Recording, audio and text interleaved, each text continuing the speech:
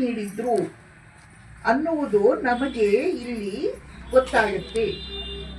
ಶ್ರೀಮಾತೆಯವರು ಜಯರಾಮ್ ಪಾರ್ಟಿಯಲ್ಲಿರುವಾಗ ಏನು ಬೆಳಿಗ್ಗೆಯಿಂದ ರಾತ್ರಿಯವರೆಗೆ ಅವರಿಗೆ ನಿರಂತರ ಕೆಲಸ ಕಾರ್ಯಗಳು, ಬಂದ ಭಕ್ತರ ಯೋಗಕ್ಷೇಮವನ್ನೆಲ್ಲ ನೋಡ್ಕೊಳ್ಳೋದು, ಪೂಜೆಗೆ ಸಿದ್ಧತೆ ಮಾಡೋದು, ಪೂಜೆ ಆದ್ಮೇಲೆ ಆ ಸಣ್ಣ ಸಣ್ಣ ಎಲೆಗಳು ಬರ್ತಿದ್ವಲ್ಲ, ದೊನ್ನೆಗಳು, ಅದರಲ್ಲಿ ಎಲ್ರಿಗೂ ಪ್ರಸಾದವನ್ನು ಹಾಕಿ ಎಲ್ರಿಗೂ ತಲುಪಿಸೋದು, ತರಕಾರಿ ಹೆಚ್ಚೋದು, ಅಡಿಗೆ ಆದ್ಮೇಲೆ ಎಲ್ರಿಗೂ ಅಡಿಗೆ ಬಡಿಸೋದು, ಆಮೇಲೆ ಅವ್ರೆಲ್ಲರ ಎಲೆ ಎತ್ತೋದು, ಅಲ್ಲಿಂದ ಹಿಡಿದು ಸಾಯಂಕಾಲ ಲೂಚಿ, ಆ ಕಡೆ ಎಲ್ಲ ಲೂಚಿ ಮಾಡ್ತಾರೆ, ಲೂಚಿಗೆ ಹಿಟ್ಟು ನಾದುವುದು, ಹಾಲು ಕಾಯಿಸೋದು. ಅವತ್ತಿನ ದಿನಗಳೆಲ್ಲ ಇಲೆಕ್ಟ್ರಿಸಿಟಿ ಇರಲಿಲ್ಲ. ಲಾಟಿನು ದೀಪವನ್ನು ಬತ್ತಿ ಹುರಿಗೊಳಿಸಿ ಸಿದ್ಧ ಮಾಡಿ ಲಾಟಿನೂ ಹಚ್ಚೋದು. ಹೀಗೆ ಶ್ರೀಮಾತೆಯವರಿಗೆ ಇಡೀ ದಿನದಲ್ಲಿ, ಯಾಕೆ ಅವರ ಮನಸ್ಸು ಶಿಸ್ತುಬದ್ಧವಾಗಿತ್ತು.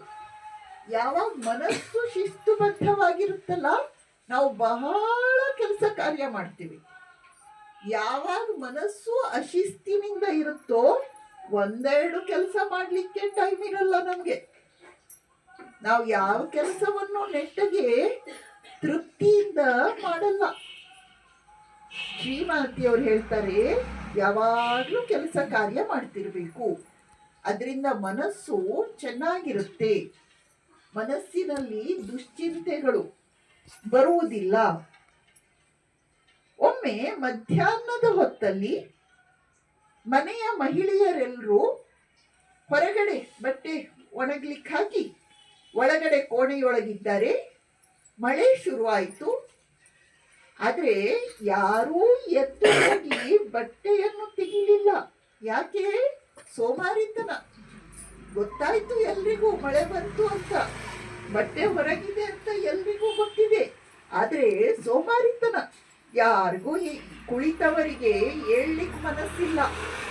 ಆದ್ರೆ ಶ್ರೀಮಾತೆಯವರು, ಅವ್ರಿಗೆ ಸಂಧಿವಾತ ತೊಂದರೆ ಇದೆ, ಅವರು ನೀರಲ್ಲಿ ಕಾಲು ಇಡಬಾರ್ದು, ಆದ್ರೂ ಕೂಡ ಅವರು ಕುಂಟಿಕೊಂಡು ವರಾಂಡಕ್ಕೆ ಹೋಗ್ತಾರೆ.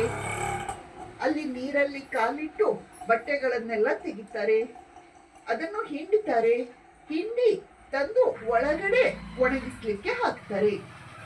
ಶ್ರೀಮಾತೆಯವರ ಶರೀರದಲ್ಲಿ ಆಲಸ್ಯ ಇಲ್ಲ ಅಷ್ಟೇ ಅಲ್ಲ, ಮನಸ್ಸಿನಲ್ಲಿ ಕೂಡ ಆಲಸ್ಯ ಇಲ್ಲ.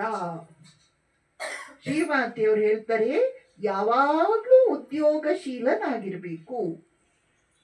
ಅದರಿಂದ ಶರೀರ ಮನಸ್ಸು ಬಹಳ ಚೆನ್ನಾಗಿರುತ್ತೆ. ಬರ್ತಾ ಬರ್ತಾ ಮನುಷ್ಯ ಹೊಸ ಹೊಸ ಯಂತ್ರಗಳನ್ನೆಲ್ಲ ಕಂಡು ಹಿಡಿದಿದ್ದಾನೆ. ಆ ಯಂತ್ರಗಳ ಮೂಲಕ ಇವನು ತನ್ನ ಕೆಲಸ ಮಾಡಿಸ್ಕೊಳ್ತಾ ಇದ್ದಾನೆ ಅಲ್ವಾ. ಈಗ ರುಬ್ಲಿಕ್ಕೆ ಒಂದು ಮಷೀನು, ಕುಟ್ಲಿಕ್ಕೆ ಒಂದು ಮಷೀನು, ಬಟ್ಟೆ ಒಗಿಲಿಕ್ಕೆ ಒಂದು ಮಷೀನು ಇದೆಯಾ? ಹೌದಾ? ಎಲ್ಲದಕ್ಕೂ ಒಂದು